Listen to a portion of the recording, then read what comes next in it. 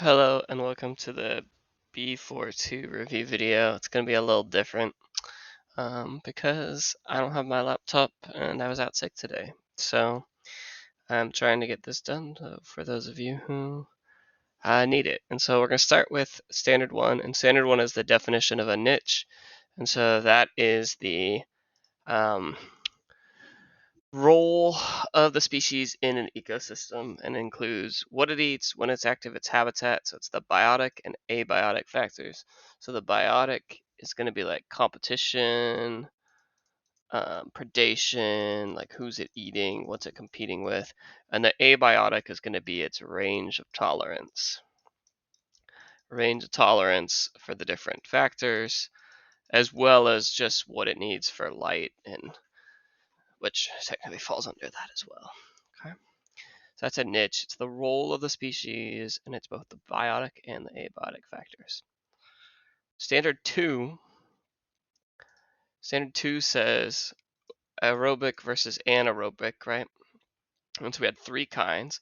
The first one we learned about is our obligate or mandatory anaerobe. And so the an means low or no oxygen. So it needs to be low oxygen levels for these to survive.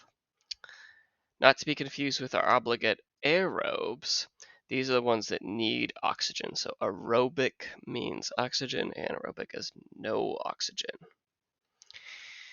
Facultative anaerobes, on the other hand, can live in areas with or without oxygen. So they can live in either one.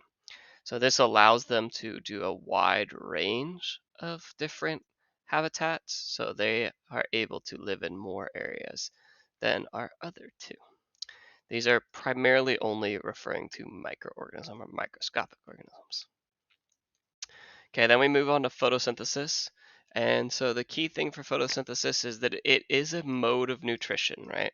So this is our first mode of nutrition. Nutrition is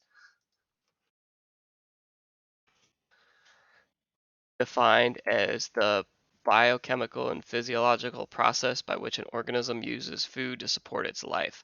So in this case, the food is a little more like meh, but it's the inorganic compounds are what they're using with light or inorganic chemical energy. And so they're taking that and turning it into organic compounds because that's what living things are. They're organic carbon compounds. So prokaryotes can do it. So these would be like our bacteria. Some algae. We learned about algae. There's all different kinds. And it's a huge group of organisms. Plants obviously do photosynthesis, and some of our archaeans, which we'll see more on in a minute. So photosynthesis, type of nutrition, and it's inorganic to organic using light, and it's done by plants, etc. Our next type of nutrition is holozoic, and so that's us, animals. So animals are holozoic. Another name for these are consumers. And so remember there's four steps. You ingest it, digest it, absorb it, and then you assimilate it. And so these first three are pretty simple, right? But this one, what does it mean? You store or use it. So you're going to store or use it. Okay. So that's our second type of nutrition. Our next type of nutrition is mixotrophs, and mixotrophs are both autotrophs and heterotrophs, and so they're typically protists, and this is the name of one. This is a common example, and these are also common examples. And so these are both mixotrophs, so typically they can do both photosynthesis and they can eat.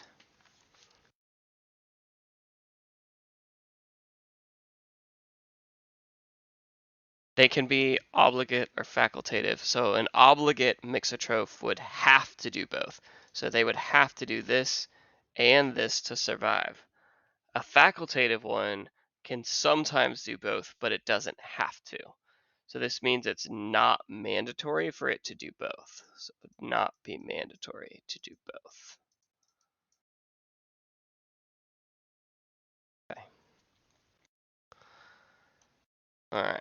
Our last type of nutrition is saprotrophs, and these are decomposers, and they're their own category because they are not consumers.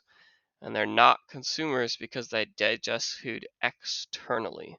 So they're pulling in the digested nutrients only instead of bringing in the food. And so some fungi are these, and there are some bacteria that are saprotrophs as well. So these are our only true decomposers. These are the true decomposers. All right, and then archaeans are not a type of nutrition. They're a category of organism, right? So they're one of the domains, and they're one of the three domains, and they're extremophiles. So they're often found in like volcanoes and sulfur vents, cows, all these extreme places. And their nutrition is very varied. They have three different methods, right? So light, so they can do photosynthesis. They can eat, so this would be similar to Holozoic, right? So this would be a Holozoic one. This would be photosynthesis.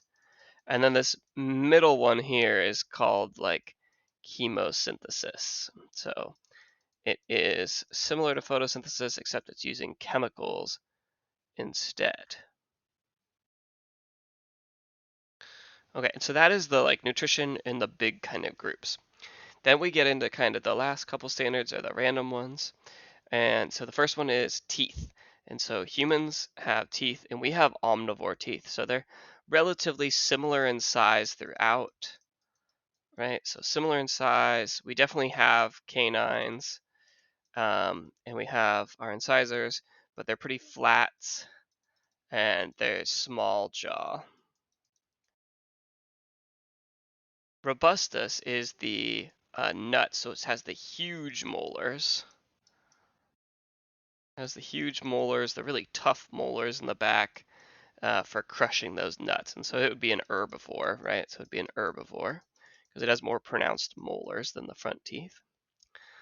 Homo florensis has a really small mouth because it was the dwarf hominid, right? So the dwarf hominid, and it was missing premolars. So it had like molars and some of the like incisors, but it was missing the ones that we typically think of humans having, and you can feel them in your mouth right near the front. Not the very front, but the ones to the left and to the right of your front teeth. And it was missing those, and so it was most likely also an herbivore because it primarily had like the incisors for ripping and then the molars in the back for chewing. So that's hominid teeth. Leads us to standard 9, and this one was an interesting one. And I glanced at the slideshow and I didn't see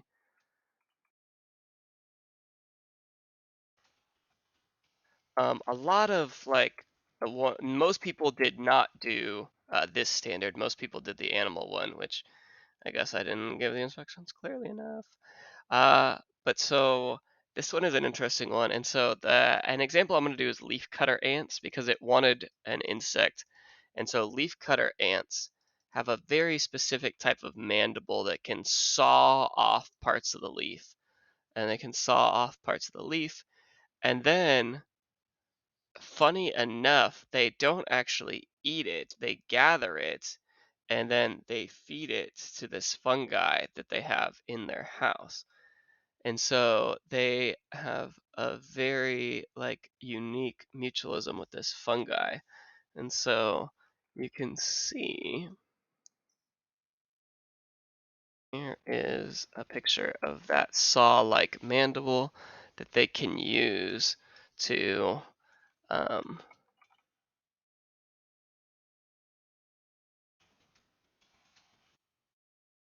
cut the leaf. Excuse me, sorry.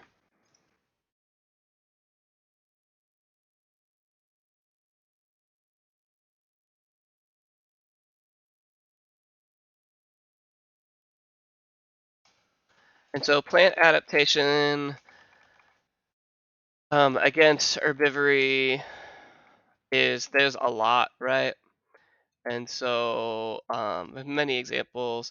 So some of them have little microscopic hairs called trichomes, and so they have hairs called trichomes, and that'll protect them. from being eaten. That's a pretty common one. They also have the chemical defense as well. And so this is gonna both of these will make them taste bad and stop things from eating them. And so they also have like their phenol compounds. Some of them have some natural pesticides. These are all different plants for resisting herbivory. A lot of people did the predators and the prey one. Let's see. For the predator and prey standard, though, it should be chemical, physical, and behavioral adaptations. So behavioral adaptations are the one we know pretty well, right? So for behavioral, this would be there's so many, like how they hunt their prey. Like so cheetahs, they run really fast. They also have physiological adaptations that allow them to run really fast, and some uh, biochemical ones as well too, because of the increased red blood cells. And so, but behavioral for like defense would be like how organisms live, right? So what are they doing to protect themselves? And so some, if you ever, it's called an alert circle. It's one of my favorite ones. There's a good behavioral one. It's called an alert circle. So they all sit facing in different directions. And so they face outward. So that way the predators can't ambush them from any direction. And so that's a pretty effective behavioral adaptation. Let's see. Physical ones, right? So like rhinos have horns, elephants have their tusks, Cape buffalo have their horns, and they also have that color that says, yo, don't mess with me, right? So that dark color is like, hey, back off. Those are some physical ones.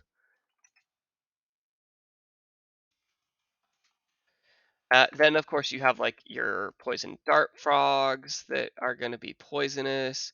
Anything that is toxic when it's eaten is going to not is going to defend itself. So a lot of frogs, especially in the rainforest, and so there's a variety of different methods to doing it. And then predators similar, right? So they whether they hunt in a pack or whether they hunt solo or some of their behavioral adaptations. Physical would be their claws, their camouflage stripes if they're tigers, etc. All right, so adaptations for plants for harvesting light. We had mainly the four different kinds, right? So tall trees, obvious, they grow tall. The lianas are the rooted plants that grow up on other trees, and this can be a mutualism. The epiphytes are the ones that start on the tree and then can grow down or strangle. They're often stranglers, so these are more parasitic. And then we had our shrubs, and our shrubs, remember, can absorb the far red light, allowing them to catch the light that makes it through the leaves of the other plants. Okay, that is two standards to go. So fundamental is the possible, and realize is the actual due to competition, right? So this is caused by competition with another species. That's key, right? It's with another species. So what is making this happen? It is, so possible would look like this, right? So this is where it would live. And then the actual is going to shrink because it's competing with another one. And that leads us perfectly into the next one, right? So if they're the exact same niche, one will go extinct. So if the two niches are identical, one will go extinct. Why will one go extinct? Because of this word right here, competition. So identical niches causes competition. Wow, that is a smiley face instead of a, oops, that's hilarious. Competition, and then that'll cause extinction. But we learned about niche partitioning, right?